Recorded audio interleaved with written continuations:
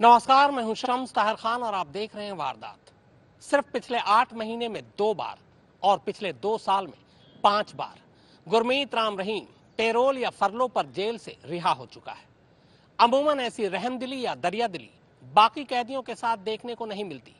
ऊपर से इत्तेफाक ये कि इस साल जिन 2 मौकों पर राम रहीम जेल से बाहर आया, वो दोनों ही मौके चुनाव के थे। अब सवाल ये है कि आखिर राम रहीम इतनी आसानी से रिहा कैसे हो जाता है। तो आइए राम रहीम को मिलने वाले पेरोल के बारे में आज आपको इनसाइड स्टोरी बताता हूं।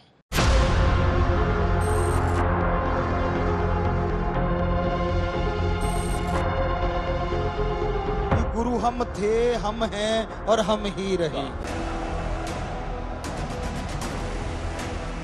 इसलिए वो है 2 रेप और 2 मर्डर, यही इल्जाम था डेरा सच्चा सौदा प्रमुख गुरमीत राम रहीम पर। इल्जाम अदालत में साबित हुआ और इसी के बाद राम रहीम को 20-20 साल की 2 उम्र कैद की सजा सुनाई गई। सजा सुनाने के फौरन बाद राम रहीम जेल पहुंच गया अगस्त 2017 में।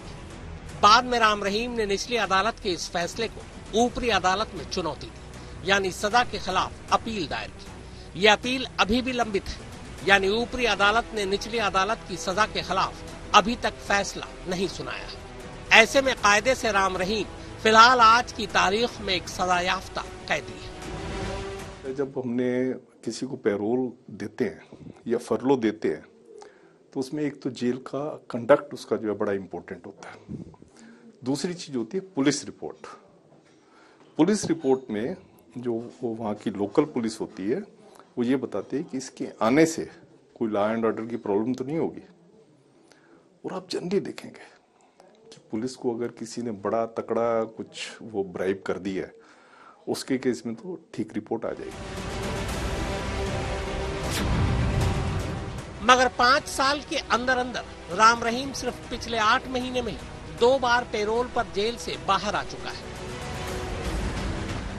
पहली बार इसी साल फरवरी में 21 दिनों के लिए और अब दूसरी बार अक्टूबर में 40 दिनों के लिए। इससे पहले 2021 में भी राम रहीम 2 बार पेरोल पर और 1 बार फरलो पर बाहर आ चुका था।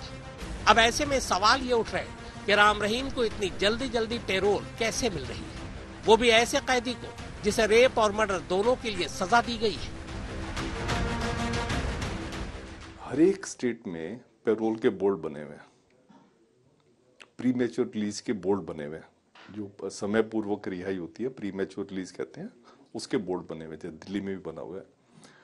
और उसका जो चेयरमैन होता है वो जेल मंत्री होता है। जो एनएचआरसी की गाइडलाइंस हैं, जो सुप्रीम कोर्ट की एक्सेप्टेड वो डायरेक्शन है, जो जेल मंत्री होता है वो उसका चेयरमैन होता है। जब एक पॉलिटिकल लीडर उसका चेयरमैन है जिसने की पेरोल ग्रांट करनी है या आपको प्रीमैच्योर रिलीज देनी है, तो नेचुरली वो डिसीजन तो पॉलिटिकल होंगे। तो कानूनी दावपेच और पेरोल के लेकर उठ रहे सवालों को टटोलने से पहले पेरोल की सच्चाई जान लेते हैं। दरअसल पेरोल एक स्टेट सब्जेक्ट है, यानी भारत का हर राज्य अपने अपने हिसाब से पेरोल के नियम कानून बना सकता है। जेल जो है स्टेट सब्जेक्ट है। स्टेट्स ने अपने ऐसे कानून बनाए हुए हैं, एक स्टेट में संभव है, एक स्टेट में संभव नहीं है। अब जैसे जो चीज हरियाणा में संभव है वो दिल्ली में संभव नहीं है, इसमें गुजरात में संभव नहीं है, महाराष्ट्र में संभव है। हर एक स्टेट टू स्टेट जो है अलग अलग पोजीशन है। स्टेट्स ने अपने रूल्स बनाए हुए, अपने एक्ट बनाए हुए, एक्ट पास किया उनकी स्टेट असेंबली में। मसलन दिल्ली में पेरोल का नियम अलग है और हरियाणा में अलग। पेरोल सिर्फ उसी कैदी को मिलता है जिसके मुकदमे का फैसला हो चुका हो और जिसे सजा सुनाई जा चुकी है, यानी अब वो एक सजायाफ्ता कैदी हो। सजायाफ्ता कैदी होते ही जमानत के सारे दरवाजे बंद हो जाते हैं। ऐसे में जेल से बाहर आने के सिर्फ 2 ही दरवाजे बचते हैं, पेरोल या फरलो। पेरोल में तो बहुत टाइम लग जाता है, 3-3, 4-4, 5-5 महीने लग जाते हैं। गवर्नमेंट के पास पड़ी रहती है, क्योंकि गरीब आदमी को कोई पूछता नहीं, मेरे को कहने में कोई हेजिटेशन नहीं है। तो ये जो है फरलो जो है ये हमने डायरेक्टर जनरल के पास इसकी पावर रखवाई हुई है। तो डायरेक्टर जनरल का पावर ये है कि हमारे पास जैसे अगर आज फरलो की एप्लीकेशन आई है तो मेरी कोशिश होती थी 1 हफ्ते के अंदर अंदर जो है उसका फरलो के एप्लीकेशन का जो है डिस्पोजल हो जाए, उसको फरलो मिल जाए, क्योंकि फरलो रिवार्ड है। दिल्ली में है कि जब तक आपकी पहली अपील जो है वो डिसाइड नहीं होती, डिसाइड मीन्स कि आपके खिलाफ नहीं जाती, तब तक आप ना पैरोल ले सकते हो ना आप फरलो ले सकते हो। दिल्ली में स्पेसिफिकली क्योंकि सुप्रीम कोर्ट की जजमेंट है कि पहली अपील जो है that is the extension of trial. अगर उसकी पहली अपील जो है हाई कोर्ट में चल रही है, हाई कोर्ट में अपील चलने का मतलब दिल्ली में तो है 6-7 साल लग जाते हैं हाई कोर्ट में अपील के डिस्पोजल को। तो जब तक आपका अपील का डिस्पोजल नहीं होता, दिल्ली में आपको पैरोल भी नहीं मिल सकती, फरलो भी नहीं मिल सकती। इनफैक्ट दिल्ली हाई कोर्ट ने एक और फैसला दिया है जिसमें उन्होंने कहा है कि इवन सुप्रीम कोर्ट में भी अगर आपकी अपील चल रही है तो तब भी आपको पैरोल नहीं मिलेगी।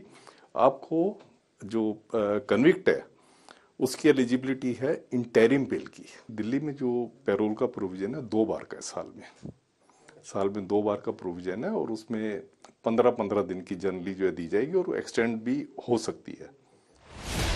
जबकि पैरोल को लेकर हरियाणा का नियम है कि जैसे ही किसी कैदी को निचली अदालत ने सजा सुना दी, उसके बाद से ही वो पैरोल का हकदार हो जाता है, फिर चाहे सजा के खिलाफ उसकी अपील ऊपरी अदालत में पेंडिंग ही क्यों न हो।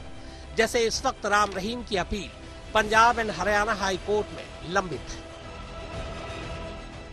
हरियाणा का जो एक्ट है उसमें ये संभव है कि अगर आपको एक बार कन्विक्शन हो गई, कन्विक्शन अगर आपको एक बार हो गई तो आपको पैरोल मिल सकती है, आपको फरलो मिल सकती है। हरियाणा की बात, हम राम रहीम जो है हरियाणा में है, हरियाणा में वहाँ पे जैसी आपकी कन्विक्शन होती है तो आप कहते हो कि ये कन्विक्ट जो है स्टेट प्रॉपर्टी बन गया और हम उसको पैरोल देंगे।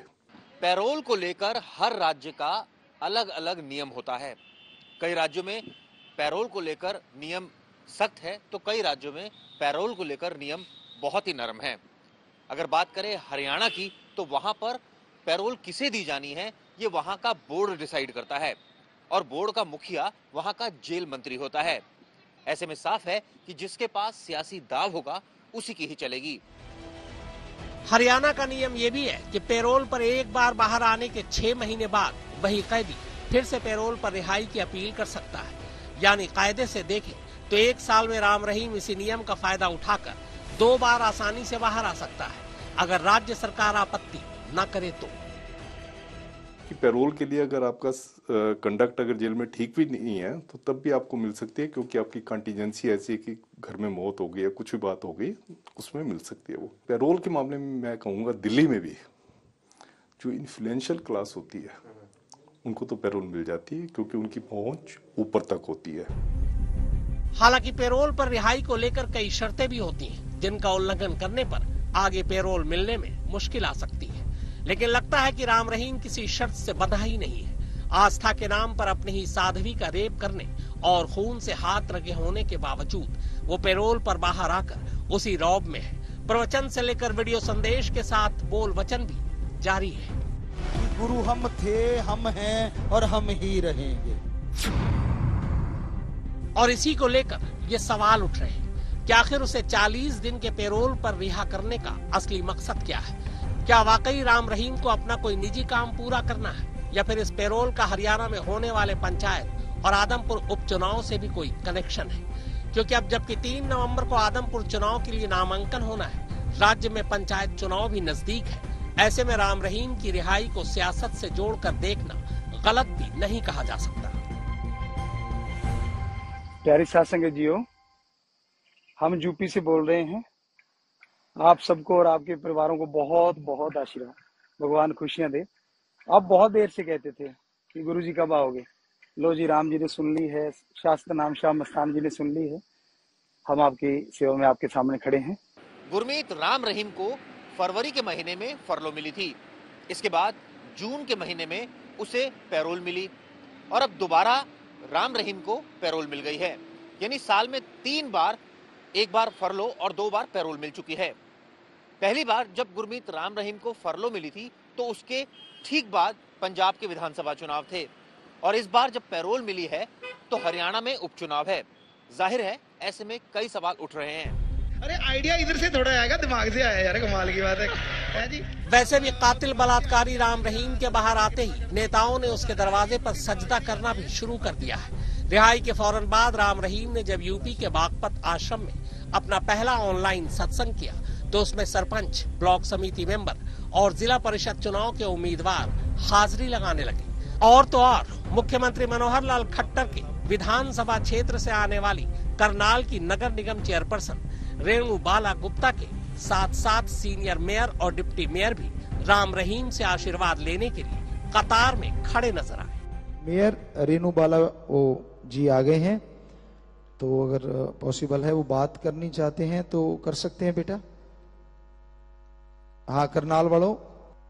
धन धन सतगुरु तेरा ही आसरा। आशीर्वाद बेटा, बहुत स्वागत बेटा जी।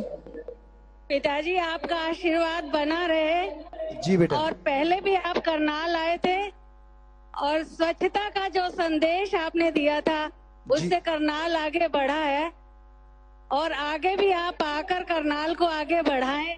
जी। स्वच्छता का जो संदेश दें, फिर से सबको आशीर्वाद दें। जी बेटा, जी बेटा, बहुत आशीर्वाद बेटा। पिताजी आपसे मिलने का मौका मुझे पहली बार मिल रहा है। जी बेटा। मेयर साहब आपकी हाजिरी लगाते रहते हैं, वो हर बार आपके दर्शन के लिए आते हैं। आज ये सौभाग्य मुझे मिला है क्योंकि वो कहते हैं सियासत में टाइमिंग बहुत बड़ी चीज है। ऐसे में जब चुनाव से ठीक पहले राम रहीम को आजादी मिली तो सवाल ये है कि क्या राम रहीम पैरोल पर बाहर आकर अपने भक्तों को चुनाव के मद्देनजर कोई इशारा देगा। ये सवाल इसलिए भी और बड़ा हो जाता है क्योंकि पिछली बार भी फरवरी में जब राम रहीम को 21 दिनों के लिए पैरोल मिली थी तब भी पंजाब में विधानसभा चुनाव होने वाले थे। ऐसे में फिर से चुनाव से ऐन पहले राम रहीम को जेल से मिली इस छुट्टी को लेकर सवाल उठना लाजमी है। दिल्ली से चिराग गोठी के साथ सत्येंद्र चौहान, चंडीगढ़, आज तक।